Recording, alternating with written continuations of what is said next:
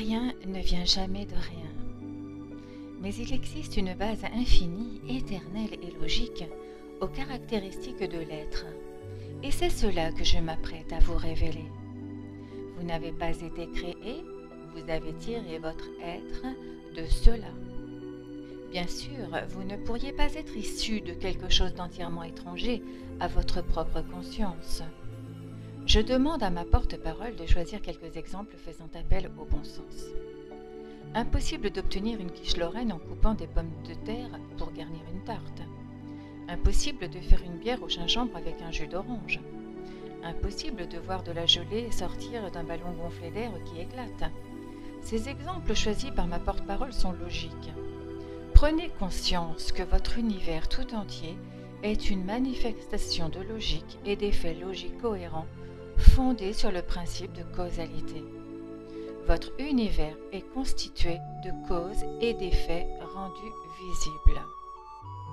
C'est là un principe immuable de l'existence. S'il existe des cas de déviation comme des expériences paranormales ou des guérisons instantanées, la personne moyenne s'exclame, stupéfaite, et la science rejette cette possibilité. Vous comprendrez comment de telles déviations sont possibles sans qu'il en coûte à la logique ou à l'efficacité au fur et à mesure que j'avancerai dans mes explications. Sachez que ces déviations se produisent selon des lois spirituelles naturelles et servent toujours un but nécessaire. L'intelligence est partout dans la création, même dans la fourmi ou le moustique, à moins que l'esprit d'une entité soit altéré à la naissance ou ait été endommagé. C'est donc clair, vous vivez et fonctionnez dans un univers physique qui manifeste le plus haut degré d'intelligence et d'activité intentionnelle tant dans la création de la matière elle-même que dans les corps physiques de toutes les entités individuelles des plantes aux êtres humains. Seulement ce degré élevé d'intelligence, de sollicitude intentionnelle est minimal dans la conscience manifestée par les entités créées des plantes aux êtres humains. Mais le corps, ce qui sert à diriger votre vie, penser, ressentir et agir, manifeste dans ses organes physiques et ses parties fonctionnelles un degré d'intelligence et d'intention aimante bien plus élevé que celui de votre conscience humaine. Les intérêts humains ciblent généralement la survie quotidienne, le plaisir et la satisfaction émotionnelle et physique.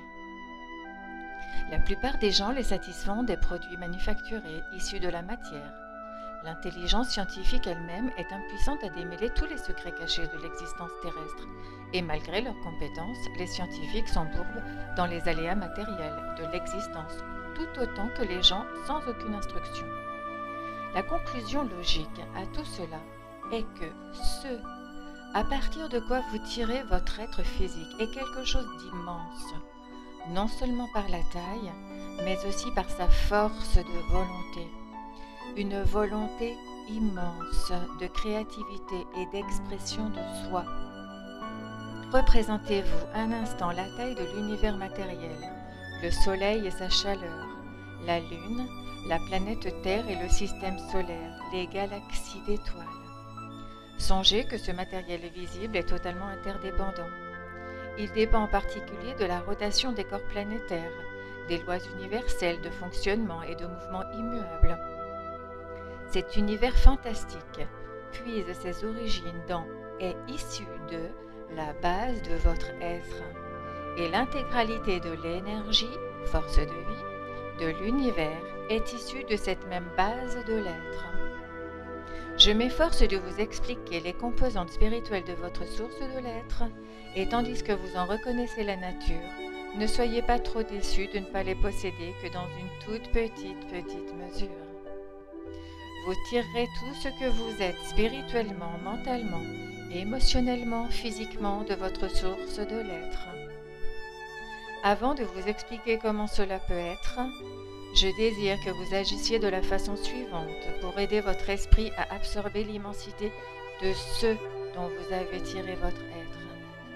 Lorsque vous aurez lu ce qui suit jusqu'à la fin de cette lettre, méditez et visualisez chaque paragraphe séparément. C'est seulement ainsi que les mots recommenceront à révéler la réalité spirituelle sous-jacente. Tout Le spirituel, l'invisible, le visible et l'imaginé est conscience et connaissance. La nature fondamentale de la conscience est connaissance. La conscience n'existe pas sans la connaissance. Ce que vous voyez, touchez, entendez, sentez, savez, tout est conscience, connaissance rendue visible. Tout dans l'univers se résume à de la conscience rendue visible. La conscience, connaissance est infinie, éternelle. Existe deux dimensions de conscience, tant sur votre plan terrestre d'existence, celui de la matière lourde ou forme solide, qu'au-delà. Il est à jamais impossible qu'un esprit individuel appréhende totalement ou vraiment la plus haute dimension universelle de conscience-connaissance. Elle est inaccessible et en équilibre. Elle est l'unique source de toute puissance, sagesse, amour, intelligence. La dimension universelle de la conscience, connaissance en équilibre, est un état de silence et d'immobilité. Toute création visible dans l'univers visible en provient tel le son, la couleur, la forme individualisée. De la plus haute dimension universelle de conscience, connaissance en équilibre, provient tout ce qui est créé. Toutes les dimensions invisibles d'existence descendent dans l'ordre spirituel des portes mêmes de la dimension universelle, jusqu'aux fréquences vibratoires les plus lourdes. Celles de la matière terrestre inanimée et plus bas encore, jusqu'aux horreurs indicibles des perversions de la conscience et de l'anti-vérité. Cette ultime dimension universelle de conscience-connaissance n'est pas seulement dans l'espace, elle est l'espace lui-même. Elle est partout, indétectable. Sur le plan atomique, on pourrait dire, elle est l'espace dans l'atome. Elle se maintient donc en silence et en équilibre dans l'espace des éléments et de la matière. La conscience universelle est, par nature, pure intention, inactive et en équilibre. Elle est infinie, éternelle, sans limite ni frontières. Cette intention est puissante, parfaite, pure, belle. Cette intention veut exprimer sa nature. La conscience universelle, par intention et par nature, veut exprimer en totalité sa volonté et son but. Tous deux sont inséparables. La volonté universelle veut jaillir et créer. Le but universel veut créer des formes individualisées pour s'expérimenter. Dans la plus haute dimension universelle, celle de l'intention de la conscience-connaissance, volonté universelle et but universel vivent dans un état de contrainte mutuelle en parfait équilibre, dans le silence et l'immobilité. La volonté universelle est intelligence universelle. Le but universel est amour universel. À partir d'eux, toute chose visible et invisible, toute impulsion humaine ont pris forme. Vous ne pourriez recevoir la pleine réalité universelle en vous sans être désintégré par sa puissance explosive et dissous dans la conscience, connaissance sans forme.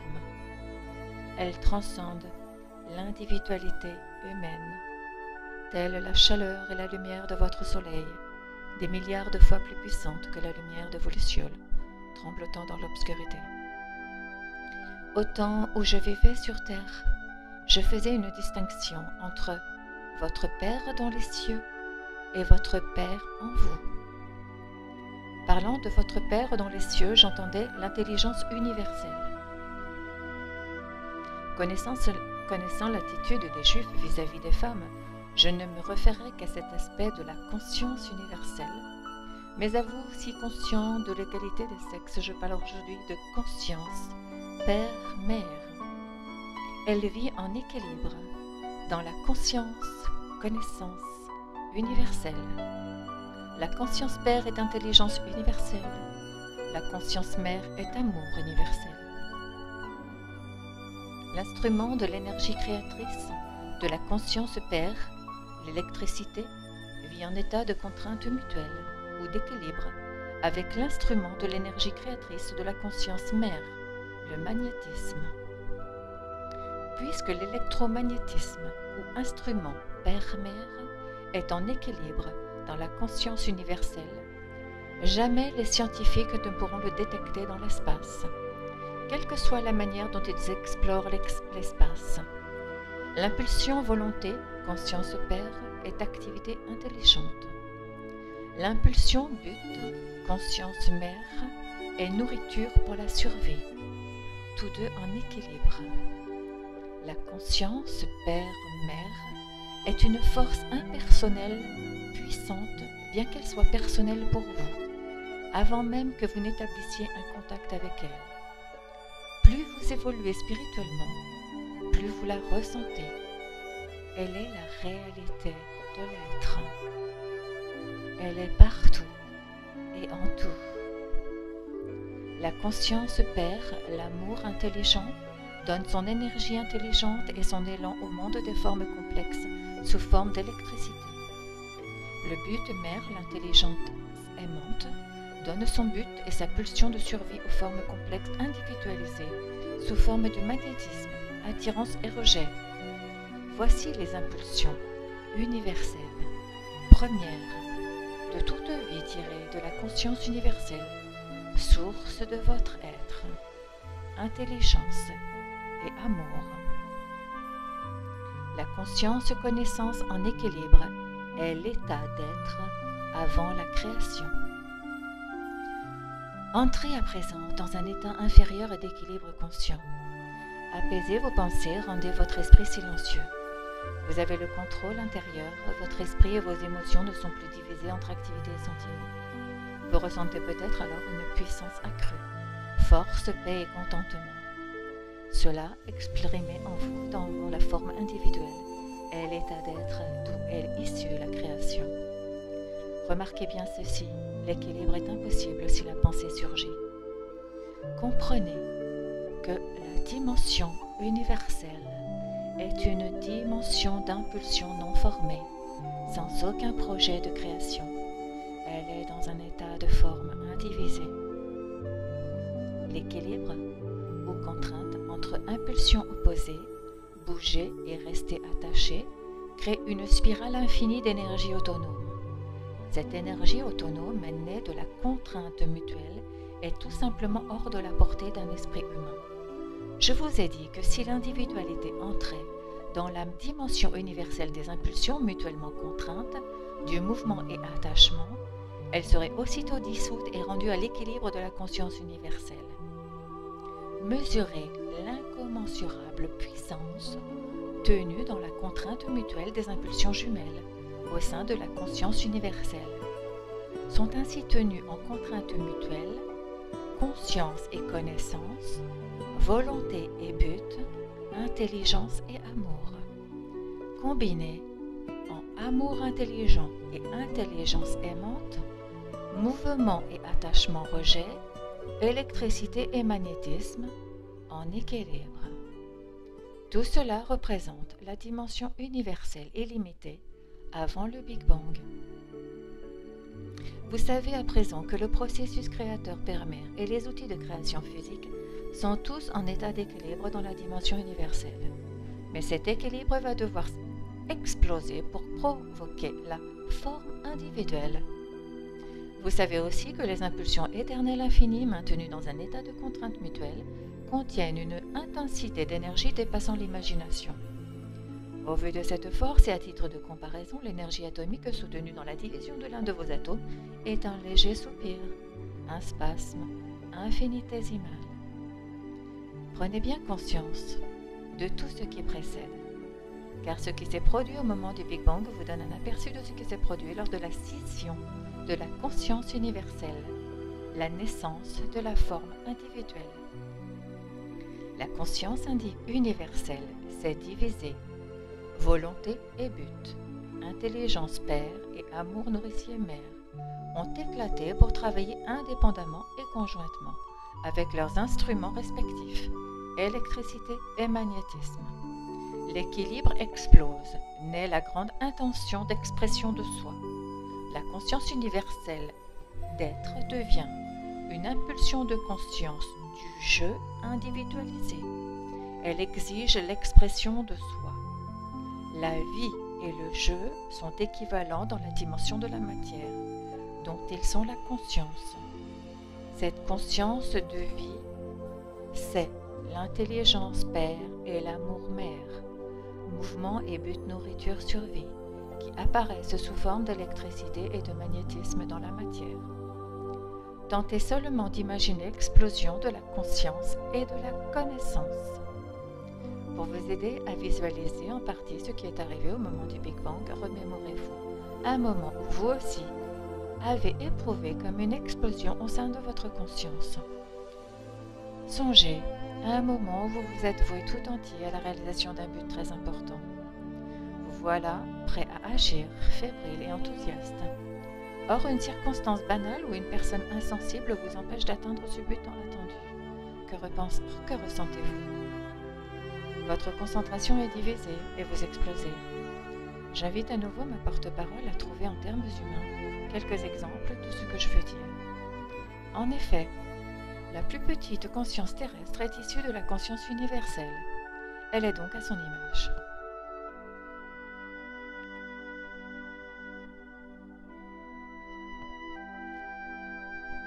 En fait, vous étiez dans le même état que l'intention, conscience, connaissance universelle. L'intelligence père et le but mère, en équilibre, pour donner forme et vie au projet que vous aviez l'intention de réaliser. Après votre explosion, imaginez le chaos mental et émotionnel dans lequel vous êtes plongé, incapable de penser clairement, assailli de pensées exigeantes de s'exprimer, tous plus incohérentes et illogiques les unes que les autres. Prenez conscience que vous, en tant que forme individualisée, êtes un microcosme du macrocosme, une tête d'épingle exprimant la conscience, connaissance universelle. Vous êtes en équilibre quand vous méditez, l'esprit vide de pensée. Votre conscience est active quand vous pensez et ressentez, projetez et créez. Comparez maintenant votre minuscule explosion de conscience à celle des cieux. Vous aurez une petite idée du chaos qui s'ensuivit. Il fut momentané dans la dimension universelle, mais représenta des éons de temps au sein de l'étendue toute juste créée de la dimension matérielle encore informe. Vous serez nombreux à devoir totalement rectifier vos idées sur le thème de la création. Elle a commencé dans les conditions de chaos total. Les impulsions universelles se scindèrent. Aucun plan ne dirigeait ou guidait les débuts de l'individualité. Les impulsions étaient sous forme consciente, sans forme consciente, ni direction. C'étaient des impulsions naturelles qui accomplissaient certaines fonctions impulsives et distinctes en conscience. Aucune forme directrice intelligente supérieure ne les dirigeait vers un mouvement ou un attachement particulier. Elles existaient seules, en tant qu'impulsions de conscience, connaissance, séparées, isolées, aptes à recevoir des impressions. Mais il n'y avait pas encore d'impression à recevoir, sinon celle d'activité-mouvement, de l'électricité et d'attachement-répulsion, du magnétisme, au sein du chaos intérieur. Ce chaos de la conscience se manifesta dans la création comme un chaos de particules. Dans cette expansion du chaos de particules électriques, cependant, existait la conscience dominante du jeu. Dans ce chaos, le jeu s'imposa, avec l'intention père de bouger, diriger, créer. il prit sa forme initiale dans une charge positive d'énergie électrique, qui devint la force G dominante, sous forme de proton avec son satellite de charge électrique négative. Puis le but mère d'attraction fut activé, sous forme de charge électrique positive, rencontrant une charge électrique négative. Ils se plurent, comme vous diriez, d'un mâle et d'une femelle, appartenant à une espèce vivante évoluée, et s'unirent. Le but mère de répulsion fut aussi activé, lorsqu'il sembla que deux charges électriques positives ou deux charges électriques négatives allaient se rencontrer et réagir négativement. Elle intervint et les sépara, exactement comme sa corollaire. Une mer évoluée séparerait deux brutes turbulentes et agitées sur le point de se bagarrer. Ce fut là la seule forme de conscience-connaissance dans le chaos pendant très longtemps, le temps n'ayant aucune importance dans le règne de la matière. La notion de temps ne revêt d'importance qu'à partir du moment où la conscience intervient entre les charges électriques. Dès lors se produit une action d'attraction ou de répulsion, accompagnée d'événements et objectifs à atteindre. Autrement, le temps est dénué de sens. La création est le produit des impulsions primaires qui travaillent séparément et ensemble. Elles s'affectent mutuellement et satisfont les besoins intrinsèques imprimés dans la conscience. À la source, ces besoins sont d'expérimenter de plus en plus l'expression de soi. Cette dernière provoque une séparation puis appelle à la réunion dans l'harmonie de la conscience universelle pour retrouver sécurité intérieure et bien-être. De cette force instinctive, visant à l'harmonie réunifiée de l'être, provient l'instinct mâle-femelle de réunion, qui cherche à retrouver la béatitude enfouie dans la conscience de l'âme. On pourrait établir une analogie entre le paragraphe qui précède et l'habitude qu'ont les pères de sortir le matin pour aller travailler et rentrer le soir, si tout va bien, retrouver le confort et l'union familiale. Ils y puisent la force de s'aventurer à nouveau à l'extérieur le lendemain matin, pour les besoins de leur lutte quotidienne. Ainsi, le processus de la création de l'expression de soi universelle s'est accompli sur des milliards d'années. Après le Big Bang, le processus créateur-père-mère se scinda en deux énergies différentes, travaillant en permanence ensemble et séparément, indépendantes et cependant mutuellement contraintes de travailler ensemble. Leurs caractéristiques et nature étaient individuelles et leurs fonctions différentes. C'est pourquoi leur charge de travail était très différente, quoique indissociable. Je vous ai précédemment parlé de la nature du Père et de la nature de la Mère dans l'équilibre de la dimension universelle. En méditant tout cela, vous devriez bien le comprendre. Rappelez-vous, la nature du Père est de se montrer actif, créatif et d'accomplir le travail de créativité. Elle est aussi le jeu de l'existence individualisée. Toute créature vivante, du frelon à l'hippopotame, a un sens très développé du jeu et le besoin de le protéger. La nature de la mère est de donner sa forme au plan de la conscience électrique, initiée par l'intelligence père. Elle relie entre elles les particules électriques. Les consciences père et mère ou impulsions primaires demeurent en équilibre et font partie de la nature de la dimension universelle. Au fur et à mesure qu'elles créent la forme individuelle, elles accomplissent le travail correspondant à la nature de la dimension universelle. Croissance, nourriture, nutrition, guérison, protection, satisfaction des besoins, le tout dans un système cohérent de lois et d'ordre, la survie. Les énergies de conscience père et mère sont des impulsions maintenues et en contrainte dans la dimension universelle. Une fois libérées de l'équilibre, elles accomplissent puissamment le travail de création. Considérez l'importance de cette tâche dans le monde entier. Les impulsions père et mère inspirent tout niveau de création, depuis la formation des éléments, molécules ou cellules vivantes, jusqu'au superbe mammouth. Elles sont également actives dans les parents, qu'elles poussent instinctivement à s'unir, concevoir, porter et élever leurs petits. Les rares pères qui s'en vont après la naissance de leur progéniture, qu'il s'agisse d'œufs, de petits animaux ou d'humains, sont les pères dont le sens du moi est plus grand que leur instinct paternel inné. Prenez maintenant pleinement conscience de ce que signifie l'impulsion. Peut-être pensez-vous que c'est une forme de créativité bien nébuleuse, mais réfléchissez. Aucun humain, animal, insecte ou même plante n'entreprend une activité dans la dimension matérielle sans une contrainte intérieure de la conscience. C'est cela une impulsion. Tourner par exemple son visage vers le soleil, courir, manger, travailler, dormir, faire des courses, avoir un bébé, toujours l'impulsion précède l'activité. Même le simple fait de battre des paupières. En outre, aucune impulsion ne pousse à une quelconque activité dénuée d'intention. Les plantes tournent leurs fleurs et leurs feuilles pour capter les rayons du soleil et croître. Les gens courent pour être en forme, mangent pour satisfaire leur faim, travaillent pour gagner un salaire, dorment pour échapper aux tensions et recharger leurs énergies, font des courses pour acheter de la nourriture. Tout est orienté vers la survie et le bien-être personnel. Par conséquent, les impulsions sont la réalité derrière et en toute création. Si toute matière devait retourner à sa forme originelle de particules électriques, les impulsions universelles resteraient intactes et donneraient forme à une autre création.